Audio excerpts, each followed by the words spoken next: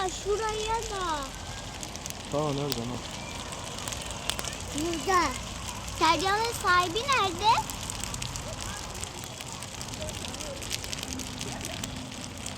Hala Sercan'ın sahibi nerede? Bilmiyorum ki alacağım. Ama hala yanıyor. Duman. Dolu duman. O sergiler nerede kaldı? Kaç sen yakmışlar ama. Nasıl yakmışlar? Hala. Halacığım bir dakika anlatacağım.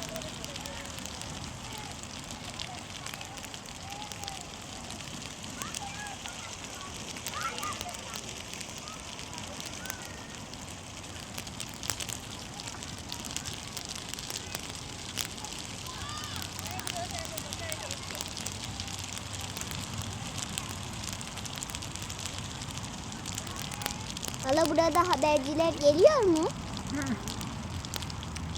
Siverek'te haberci yok. Var ama buna gelmiyor.